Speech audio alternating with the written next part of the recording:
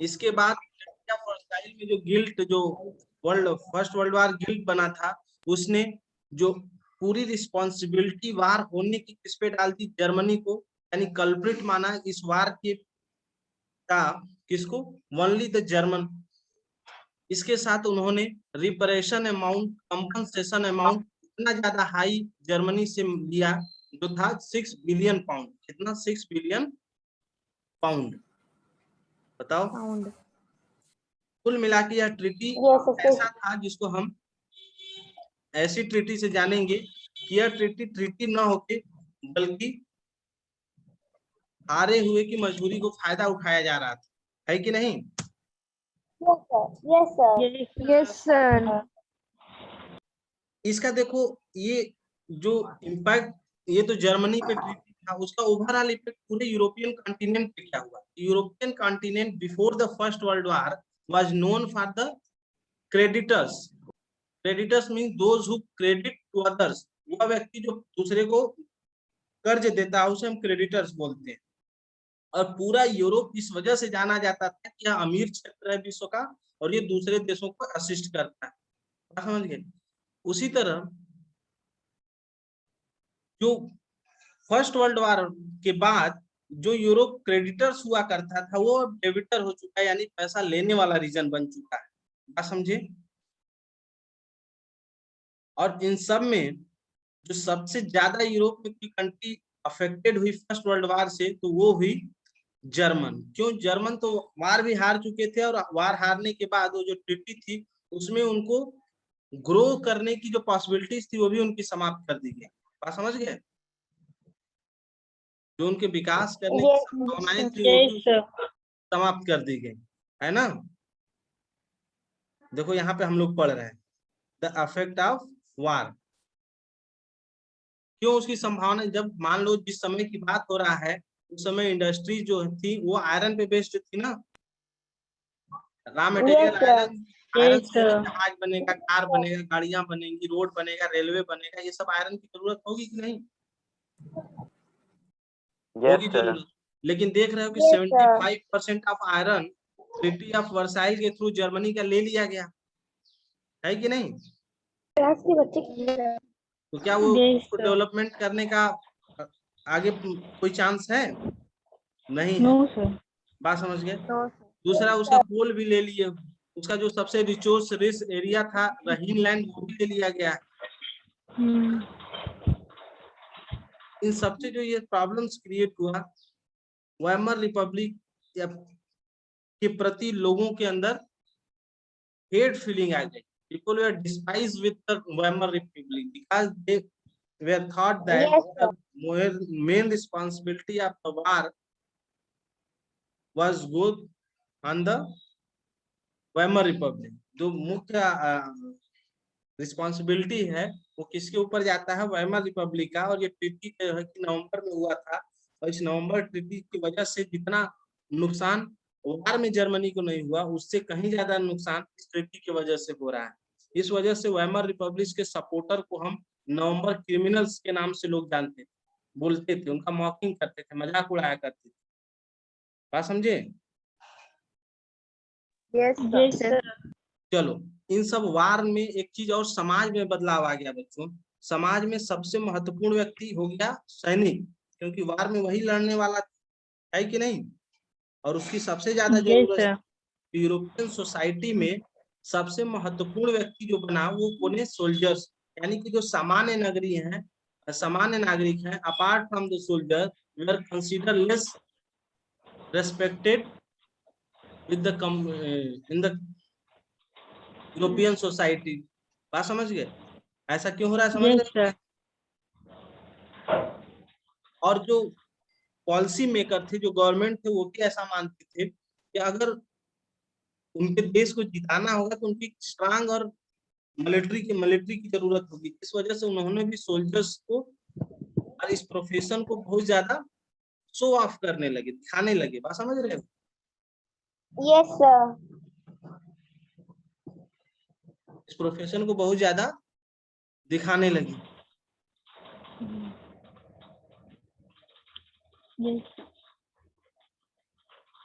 चलो, और जो न्यूज मीडिया हाउसेस थे उन्होंने क्या किया कि बहुत सारे प्रोपोगेंडा किया जिससे कि इनके लाइफ को और ज्यादा अट्रैक्टिव और हीरोइज्म डेवलप किया जाए। जैसे आज भी हमारे देश में सेना को लेकर हम क्या नेता क्या बोलते हैं, बोलते हैं ना कि सैनिक बनना महान है, ये है वो है, बोलते हैं कि नहीं, बताओ, है ना ऐसा? किसी भी देश में सेना के लिए बोला जाता है कि नहीं ये सब? आवाज आ रहा है ना? बोल नहीं रहे हो तुम लोग?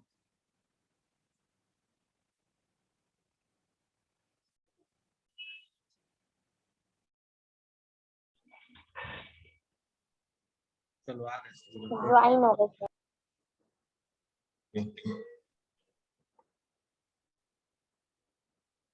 चलो दिख रहा है ना? Yes, sir. Yes, sir. चलो ये बताओ, ये जो साइनिस्ट को क्या किया गया बच्चों? अच्छा ये बुक में देखो उसके बाद वाला पेज यही है ना? Yes, sir. यही है। Yes, sir. Yes, sir. Berlin Germany की कैपिटल है। बर्लिन जर्मनी की क्या है? Capital. कैपिटल। चलो बताओ, लेकिन जो, अच्छा ये बताओ, सैनिक को हम इतना महान, यानी कि ये वार के बाद जो है सबसे इम्पोर्टेंट जो मैन बना विश्व में, सबसे इम्पोर्टेंट जो सोसाइटी बनी वो सोल्जर्स की बनी। बट सोल्जर्स जितना उनको शो ऑफ किया जा रहा था उनके लाइफ को, वैसा था नहीं, बल्कि जो सोल्जर्स का एक्चुअल में लाइफ था, दे वर वेरी मिजरेबल। मिजरेबल मतलब वो बहुत ही दयनीय स्थिति में थे। वो बैरक में रहते थे जहाँ पे लाइफ से रिलेटेड बेसिक फैसिलिटीज नहीं थी। उनको ऐसा खाना खाया मिलता था जो जो चूहे जो है ऑलरेडी पहले खा चुके होते हैं। बात समझ रहे हो? दर्दनाक स्थिति थी। दर्दनाक स्थिति थी, बट उनको ऐसा दिखाया जा रहा था कि बहुत महान है ना? और महान क्यों दिखाया जा रहा था? क्योंकि जरूरत थी। बात समझ रहे हो? Yes, sir. Yes, sir.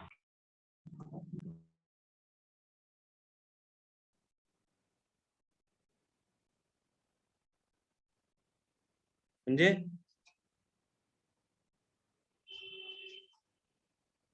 चलो, तो जब ये वेमल रिपब्लिक यहाँ पे हम लोग थे सोल्जर्स को, और जब बर्लिन हार गया, ये देखो ये जो फिगर नंबर 3 है, Yes, sir.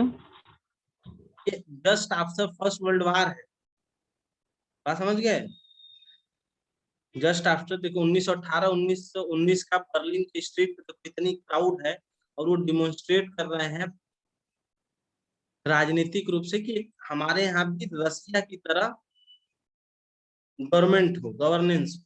बात समझ गया? रसिया में कैसी गवर्नेंस थी जो सारा कुछ जिसमें समाज का होता था, किसी व्यक्ति का नहीं होता था। जब रशियन रिवॉल्यूशन पढ़ोगे तो उसमें बताया जाएगा। यहाँ पे समझो कि रसिया में ऐसी गवर्नमेंट थी जहाँ पे सब चीज देश का होता है। इस वजह से कुछ भी चीजें महंगी नहीं हो सकती, या जो भी चीज करना होगा वो देश के परमिशन से होता है। यानी कि ऐसा सिस्टम जिसमें सब कुछ सरकारी। बात समझे? बट लोगों की आवाज आ रहा है ना? बोलते रहो एक आप लोग। Yes, sir. ठीक, माइक ऑन ना भी रहे तभी तुम लोग यस सर बोला करो। अपने यहाँ जहाँ बैठे हो वहीं पे बोलो, भले हम सुने ना। ठीक है? Yes, sir. Yes, माइक बंद रहे कोई मतलब नहीं है, लेकिन आप जहां भी बैठे हैं वहां से बोलते रहिए। देखो ये वाला पढ़ो line. The political atmosphere in Berlin was charged with demands for Soviet-style government. Those opposed to this, such as the Socialist, Democrat, and Catholic, met in the Weimar to give shape to democratic republic. ये Weimar Republic कैसे बना उसकी story है बच्चों। जब first World वार खत्म हुआ तो लोग चाहते थे कि हमारे यहाँ एक सोशलिस्ट गवर्नमेंट बने जैसा कि रसिया में बनी, बट इसको अपोज किया जा रहा था किसके द्वारा? सोशलिस्ट, डेमोक्रेट और कैथोलिक के द्वारा। और उन्होंने वाइमर में बना, वाइमर में एक मीटिंग अपनी ऑर्गेनाइज की और उससे एक वाइमर रिपब्लिक बन के तैयार हुआ। लेकिन वाइमर रिपब्लिक बनना भी इतना आसान नहीं था, लोगों का बड़े स्तर पर विरोध भी हो रहा था। क्योंकि सभी लोग वेमर रिपब्लिक यानी कि आज मॉडर्न डेमोक्रेसी है उस टाइप का गवर्नमेंट नहीं चाहते। इसको देखते हुए इस अपराइजिंग को दबाने के लिए वेमर रिपब्लिक सपोर्टर्स ने क्या किया कि ऐसे लोगों की ग्रुप तैयार किया जो वार से लौटे हुए हैं, जो एक्स सोल्जर हैं, जो पहले सोल्जर थे, वार खत्म हो गया तो घर पे आएंगे कि नहीं। Yes, Yes, sir. sir. Veteran मतलब होता है अनुभवी व्यक्ति, वेटरन मतलब जो वार में पार्टिसिपेट किया था, जिनको हम फ्री कॉर्प्स बोलते हैं। कॉर्प्स मतलब होता है सैनिक, और फ्री मतलब इनको पैसा नहीं देना है। बात समझ गए। Yes, sir. Yes, sir. इनके द्वारा उन्होंने क्या किया कि communist party of Germany, communist party Russia की है, उसी के तर्ज पे जो वेमर रिपब्लिक के अगेंस्ट उन्होंने कम्युनिस्ट पार्टी बनाया था। बट वेमर रिपब्लिक के सपोर्टर ने with the help of free corps इसको दबा दिया, यानी कि इसको खत्म कर दिया इस आइडिया को। बात समझ गए। Yes, sir. Yes, sir. चलो, और इस प्रकार जो है जर्मनी वेमर रिपब्लिक बन गया। वेमर रिपब्लिक के बाद की स्टोरी हमें पता है कि ट्रीटी ऑफ वर्साइल हुआ, और ट्रीटी ऑफ वर्साइल के बाद जो रिजल्ट हुआ कि अब जर्मनी के पास ग्रोथ करने की पॉसिबिलिटी नहीं है। जब पॉसिबिलिटी नहीं है तो देखो अब समस्या क्या है। जैसे तुम्हारे घर में कर्ज भी बहुत ज्यादा हो गया और तुम्हारे घर में कोई कमाने वाला भी नहीं है, तब तुम क्या करोगे? बोलो Ujjwal Kumar. Yes sir. Situation ऐसा ही है ना जर्मनी का। जर्मनी का कोयला ले लिया गया, जर्मनी का लैंड ले लिया गया, जर्मनी का आयरन ले लिया गया, जर्मनी Iron. जो ओवरसीज कॉलोनी ले ली गई, और जर्मनी का जो भी पैसा था 6 बिलियन पाउंड वो भी बोला गया कि देना। बात समझ गए। जर्मनी के पास मिलिट्री भी नहीं है कि दूसरे देश को कब्जा करे और फिर से जो कमाई हो तो उससे उनका दे। यानी ना जर्मनी के पास कर्ज का बोझ सबसे ज्यादा है, और जर्मनी की इनकम का कोई सोर्स भी नहीं। ठीक वही स्थिति बन गई कि आपके घर में परिवार में बहुत ज्यादा कर्ज है, लेकिन आपके घर में कोई अर्निंग मेंबर नहीं है कि नहीं। फिर जर्मनी Yes, sir. जंजीरों में बंध गई थी। हाँ, जंजीरों में बंध गई थी, बिल्कुल ऐसा ही हम बोलेंगे। समझे। रिपरेशन मतलब होता है हर्जाना। जब आप कुछ गलत कर देते हैं तो उसको भरने के लिए जो देते हैं उसको हम बोलते हैं रिपरेशन। बात समझे। तो जर्मनी ने क्या किया बच्चों, जो भी उसका सेविंग्स था उससे जो है रिपरेशन अमाउंट को पे करना स्टार्ट किया। तो देखो 1919 में ये हुआ था, और 1923 तक जो जर्मनी था उन्होंने वार में भी बहुत ज्यादा लोन लिया हुआ था, और उस लोन को पे करने के लिए उन्होंने रिपरेशन इन गोल्ड, सोना जो भी था उनका उन्होंने वह युद्ध के हर्जाना के रूप में दे दिया, और जिससे कि उनका जो गोल्ड रिजर्व था वो भी क्या हो गया, खत्म हो गया, यानी कि कम हो गया। स्केयर मतलब होता है कम, ठीक है ना। 1923 आते आते जर्मनी की स्थिति ऐसी आ गई कि उसने सरेंडर कर दिया कि अब वो कर्जा पे नहीं कर पाएगा, अब वो कर्जा पे नहीं कर पाएगा। बात समझ रहे हो। यानी कि जो उसका कर्ज था उससे वो कहा तब मेरे पास कुछ बचा ही नहीं है जिससे कि हम उसको पे करें।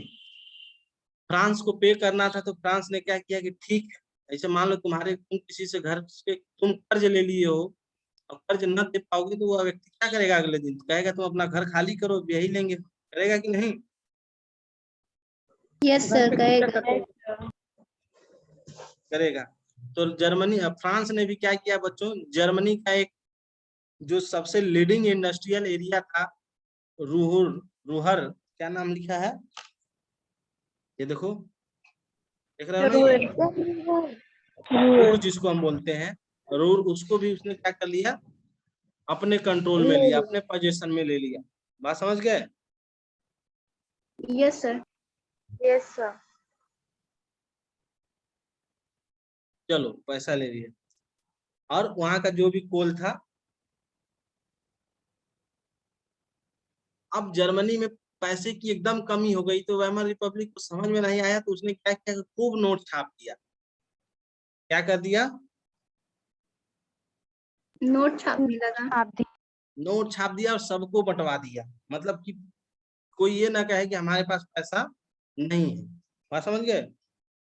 Yes, sir. चलो, और इतना अगर ये बताओ तुमको भी अमीर बनना हो तो क्या किया जाए, बस नोट छाप के दे दिया जाए, उससे तुम अमीर बन जाओगे?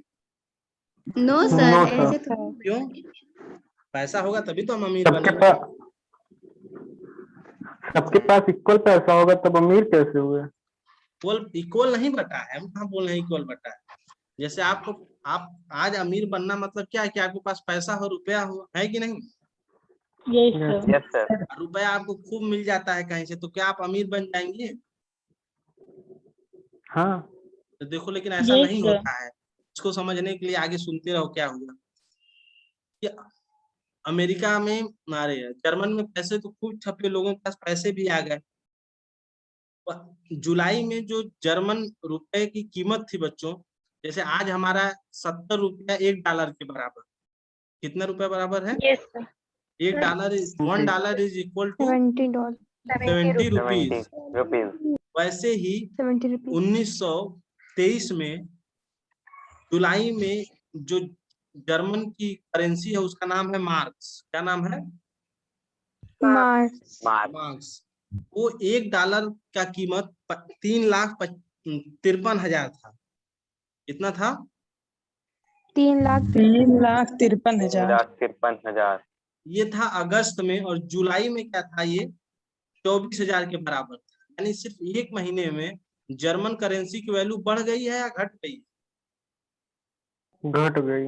कैसे सर घट घट गई? घट गई। गई है। अब तो 3,53,000 के बराबर है तो घट गई क्या? तो बढ़ा हुआ दिख रहा है। पहले 24,000 के बराबर था, अब 3,53,000 के बराबर है। घटा कैसे? घट गई है। बढ़ गई। तो डॉलर बढ़ा है ना, वही तो मैं पूछ रहा हूँ, जर्मन इसको मार्क्स समझ- तो घटे हैं। कैसे घटे हैं? Yes sir. यस सर, घट गया है। ठीक बता कीमत रहे हो, कम घट हो गए। गई। कीमत कम हो गई। कैसे कम हो गई? पहले हमको एक $1 डॉलर की लेने बढ़ के गई। लिए 24,000 मार्क्स देने पड़ते थे। अब हमको $1 लेने के लिए कितना देना होगा? 3,53,000। 3,53,000। अगस्त में हो गया था। क्या समझे? जुलाई में। और इतना ही छोड़ दो, उसके नेक्स्ट महीने में $1 की कीमत 46,21,000 हो गया। कितना हो गया? 98,880। 46 लाख 46 लाख। क्या? सर दिसंबर में वो और ज्यादा हो गया था, 9,88,60,000। 9 10 करोड़। करोड़ के आसपास होता है। अब ये बताओ तुम लोग कि जब ऐसी स्थिति रहेगी तो हुआ क्या था जर्मनी में ना?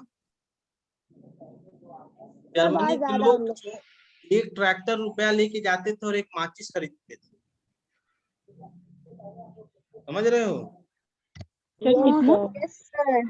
क्या? एक ट्रैक्टर, तो एक ट्रैक्टर रुपीज में एक माचिस। एक माचिस लेके आते थे, और माचिस जो लेके आते थे बच्चों, वो जितने पैसे को जला पाता था उससे ज्यादा वो माचिस का ही कीमत।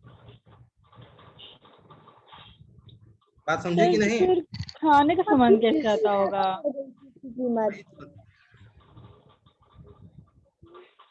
यानी क्या समझे तुम लोग कि जितने रुपए का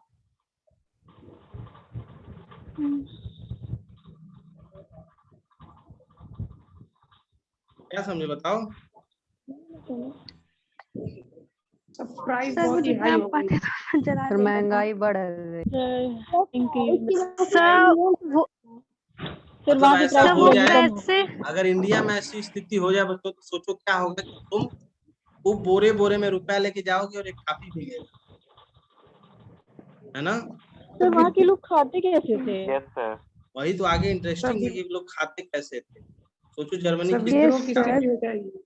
अभी देखना कि जर्मनी इतने पूरे दौर से गुजर रहा है, और जर्मनी अभी ये सीजन, ये टाइम कब चल रहा है? 1924 का चल रहा है, और 1939 में फिर जर्मनी तैयार हो जाएगा, विश्व में फिर पूरी तरह से अटैक करेगा। सर बस 4 साल में? हाँ, तो 1939 बस में, 4 साल में? 1939 में हिटलर के दम पे।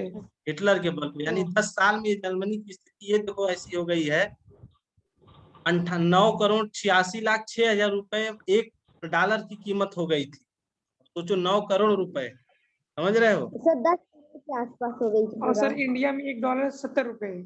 $1 70 रुपए आज का 70 कीमत है। 72 है अभी। हाँ, 72। जो भी। हाँ 73.6 है। देखो लिखा भी है कि जर्मन कैरिंग कार्ट लो, कार्ट मतलब होता बैलगाड़ी, ऑफ करेंसी।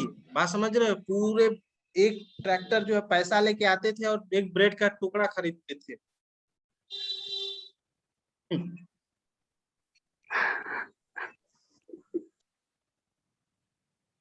बात समझ गए? क्योंकि पैसे तो आप सर बताओ ये कौन करता था तब कि ऐसा, पैसे की अब वैल्यू ऐसी कम स्थिति, होगी और कब कम होगी? हाँ ये बताएंगे। अब बताओ ऐसी स्थिति में क्या तुम कहोगे क्या कि जर्मनी के लोग बहुत अमीर थे? No sir. नो नहीं सर। कहोगे ना। अगर सारा नो अब सर। अगर तुम्हारे पास 20,000 रुपए हो और 5,000 रुपए लीटर तेल मिलने लगे तो तुम क्या बोलोगे? बहुत पैसा कमाते हैं हम। No sir, no sir. पैसा तभी है बच्चों, पैसे की कीमत उससे देखी जाती है कि वो कितनी कितनी क्वांटिटी में गुड्स को परचेज कर पाता है। बात समझ गए? Yes sir. चलो, तो जर्मनी में इस सिचुएशन को लेकर पूरे दुनिया में सिंपैथी जर्मन्स के प्रति होने लगी। अरे क्या हो रहा है जर्मन के साथ, ये तो बहुत दुर्दशा में जी रहे हैं। बात समझ गए? फिर अमेरिका जो है इसमें इंटरवीन करता है। क्या करता है? इंटरवीन मतलब हस्तक्षेप करना। देखो लिखा है eventually the American intervene and yes bailed sir. Germany out of the crisis by introducing the Devas plan. बात समझ गए? Repression to ease the financial burden on German. तो उससे क्या हुआ कि अमेरिका ने इस स्थिति को देख के बच्चों जर्मनी में हस्तक्षेप किया और उसने एक प्लान लिया जिसका नाम था देवास प्लान। क्या था? देवास का। देवास। देवास प्लान को देवास। इंट्रोड्यूस किया जर्मनी में, जिससे जो है जर्मन की कुछ स्थिति जो है सही हुई। इसको ध्यान देना। देवास प्लान किसने इंट्रोड्यूस किया? अमेरिका ने। किस कंडीशन में किया बच्चों? America. To provide the financial assistance that help German to come out from this crisis. बात समझ गए? जिसने जर्मन को हेल्प किया इस क्राइसिस से मिलने उबरने से। उसने क्या किया बच्चों? अमेरिका ने, ये भी सुन लो, अमेरिका ने कहा कि तुम अपने मार्च करेंसी को बंद करो, ठीक है ना, डॉलर में चीजों करो। और अमेरिका के इंटरवेंशन से, क्योंकि अमेरिका भी एलाइज पावर के साथ था, तो उन्होंने एलाइज पावर पे दबाव बनाया कि अब जो है रिप्रेशन अमाउंट जो है जर्मन को कुछ फाइनेंशियल बर्डन से रिलैक्सेशन दिया जाए, छूट दिया जाए। बात समझ गए? बात समझ गए? और 1924 से 28 के बीच में अमेरिका के हेल्प से कुछ जर्मन की स्थिति सही हुई, नहीं तो स्थिति इतनी गड़बड़ हो गई थी बच्चों। ये देख रहे हो फिगर नंबर 5 में लोग अपने पंपलेट लगा के चलते थे कि यू हैव एनी वर्क। क्या समझ गए? शेल्टर में लोग रहने के लिए, क्योंकि कुछ नहीं था जर्मनी के पास, जर्मनी पूरी तरह से तबाह हो चुका था। क्या समझ गए? यानी कि अब जर्मनी की जो अर्थव्यवस्था है वो यूएस डॉलर पे टिका हुआ है। किस पे टिका हुआ है? US dollar. डॉलर पे टिका हुआ है। यानी क्यों टिका हुआ है? क्योंकि जर्मनी की जो स्थिति थोड़ी बहुत सुधर रही है, वो किसके सहयोग से सुधर रही है? अमेरिका से। अमेरिका के सहयोग से। अमेरिका। पता चला कि तुम किसी से सहयोग लिए हो। बात समझे कि नहीं? तुमने किसी से कुछ पैसा उधार लिया और कुछ दिन बाद पता चला कि वही सबसे बड़ा कर्जदार। बात समझे? तो ऐसी स्थिति में क्या होगा? तुम भी डूबोगे और वो भी वो भी डूबेगा। हुआ भी कुछ ऐसा ही। 1924 से 1928 तक स्थिति तो किसी तरह जर्मनी की इम्प्रूव कर रही थी, और वो भी इम्प्रूव इस वजह से कर रही थी कि Germany depend on the short term loans that was granted by the USA, United States of America. बात समझ गए? But suddenly in 29 America experience largest financial disturbance that was known as Wall Street exchange crash. क्या नाम है इसका? Wall Street exchange crash. यानी कि America, कभी हम इसको बताएंगे। और जब ये अमेरिका खुद परेशान हो गया बच्चों, तो उसने जर्मनी का हेल्प करना भी बंद कर दिया। बात समझ गए? जर्मनी का हेल्प करना भी क्या कर दिया, बंद कर दिया। वॉल स्ट्रीट, अच्छा ये बताओ तुम लोग बॉम्बे स्टॉक एक्सचेंज का नाम सुने हो? Yes, sir. Yes, sir. क्या होता है यहाँ पे, Yes, sir. बोलो।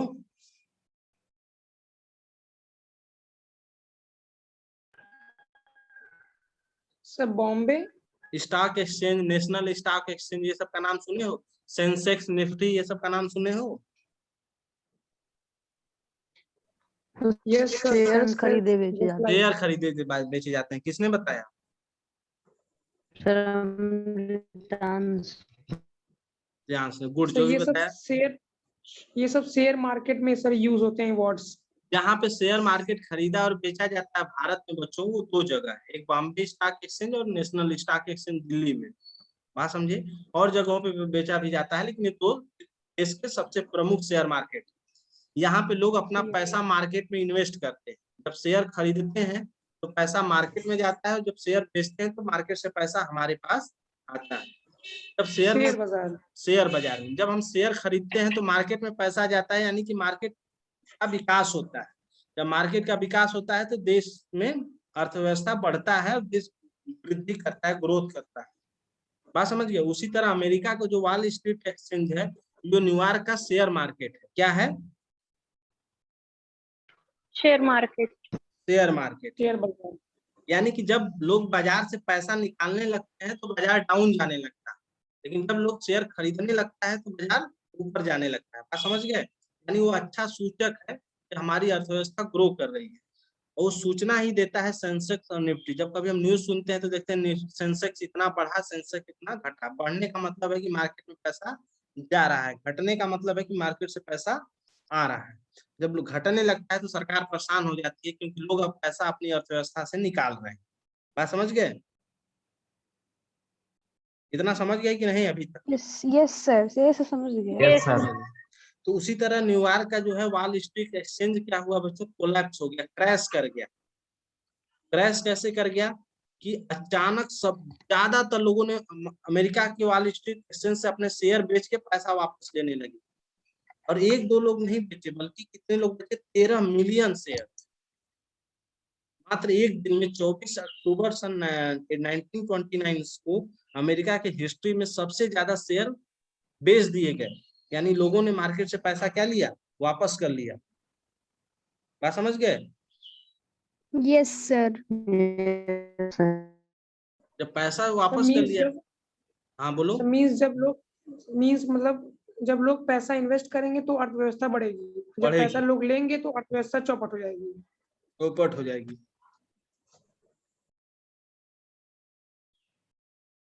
बात समझ गए? Yes sir. इतना समझे? No, थोड़ा बहुत। देखो ये लिखा भी है, 24 अक्टूबर 30 मिलियन शेयर वेयर सोल्ड। और इससे जो है अमेरिका का इतिहास में आर्थिक मंदी का दौर स्टार्ट हो जाता है, जिसको हम द ग्रेट इकोनॉमिक डिप्रेशन बोलते हैं। क्या बोलते हैं? The Great Economic Depression. That was come on 20 and that's began from 29। बात समझिए, 1929 से ये स्टार्ट होता है, और 1932 तक अमेरिका में का जो नेशनल इनकम है, राष्ट्रीय आय जो 100 रुपया था, वो आधा हो जाता है। बात समझ गए? जो फैक्ट्रियां हैं वो बंद होने लगती है। जो अमेरिका का दूसरे देशों से एक्सपोर्ट करता था जिन जिन सामान का, वो सब खत्म हो जाता है, कम होने लगता है। समझे? Farmers well badly hit. Farmers जो है, जब अर्थव्यवस्था में मंदी होता है, बच्चों लोग खरीदना बंद कर देंगे। जब खरीदना बंद कर देंगे तो फैक्ट्रियां बंद होने लगेंगी। फैक्ट्रियां बंद होने लगेंगी तो लोगों का रोजगार खत्म हो जाएगा, लोग निराश होने लगेंगे। बात समझे? Yes, sir. और इसका प्रभाव जो है सिर्फ अमेरिका पे नहीं पड़ा बच्चों, क्योंकि जब अमेरिका कोलैप्स कर रहा है तो बताओ जर्मनी तो उसी पे टिका हुआ है, हेल्प पे। जर्मनी भी कोलैप्स कर जाएगी। हुआ भी कि जर्मनी कोलैप्स हो गया। जर्मनी भी क्या हो गया? कोलैप्स हो गया। जर्मनी की स्थिति देखो क्या है कि Germany economy was hit by the economic crisis By 1932, industrial production was reduced to 40% of the 1929. यानी कि अगर 1929 में जर्मनी में, हाँ पूछो अंशिका। सर मैं ये पूछ रही हूँ कि सर अगर सर जर्मनी हार गया तो उन लोगों से, तो सर उन लोगों ने जर्मनी के ऊपर कब्जा क्यों नहीं किया, मतलब ऐसे ही क्यों उन लोगों के साथ कर रहे थे? जर्मनी को कब्जा नहीं किए, बट जर्मनी का रिसोर्स जो लेना था वो सारा उन्होंने ले लिया। सर क्यों कब्जा नहीं किया? उनका लैंड तो सर जो हार जाता है उसके ऊपर कब्जा कर लेते हैं ना। कब्जा तो कर ही कुछ लिए है ही बच्चों, नहीं। जो उनके काम की चीजें थी वो सब तो ले लिए, अब बचा क्या था जर्मनी के पास? Yes land sir. था पूरा सर, वो क्यों नहीं लिए? लैंड तो ले लिए, जो सबसे महत्वपूर्ण लैंड था उनका रहीन लैंड, उसको ले लिए। बाद में जो रोहुर बचा था उसको भी ले लिए। मतलब सर सिर्फ इंसानों को गुलाम, मतलब नहीं गुलाम बना। नहीं बनाए बस, और सब तो काम कर ही दिए। देखो यस ये देखो क्या लिखा है, इकोनॉमिक क्राइसिस में अगर जर्मनी 1929 में 100 रुपए का कोई सामान बना, 100 रुपए मात्रा का कोई सामान बनाता था, 1932 आते आते वो मात्र 40 रुपए तक का सामान बना पा रहा है। वर्कर्स जो है अपना जॉब खो दिए, क्या समझ गए? मजदूरी कम हो गई, मजदूरी जो अनएम्प्लॉयमेंट थी बच्चों वो 6 मिलियन से भी ज्यादा हो चुका था। सर उस वक्त इंडिया ने इन लोग की हेल्प नहीं की। इंडिया खुद अंग्रेजों का गुलाम था, कैसे हेल्प करेगा? और अंग्रेजों के कंट्रोल में था, और अंग्रेज एलाइज पावर तो वही सब तो कर रहे थे। तो मतलब वही अलाई पावर में थे। हाँ, हाँ अब देखो क्या हुआ बच्चों कि जर्मनी के लोगों ने क्या किया, अपने नेक में पंपलेट छपवाया और लिख के चलते, willing to do any work. Unemployed youths played card, or simply set street commerce and desperately queue at the local employment exchange, and job disappeared. Took to criminal activities and total disappear become the commonplace. बात समझ गए? लोगों ने अपना pamphlet, जो युवा था बच्चों ऐसे ही चौराहे पे बैठे होते थे, और देखो ये लड़के यहाँ पे, ये वाला फिगर देखो 6, कुछ नहीं मिलता था, निराश होके रोड पे बैठे बैठे सो जाते थे, भूखे थे, पैसा भी नहीं था। बात समझ गए?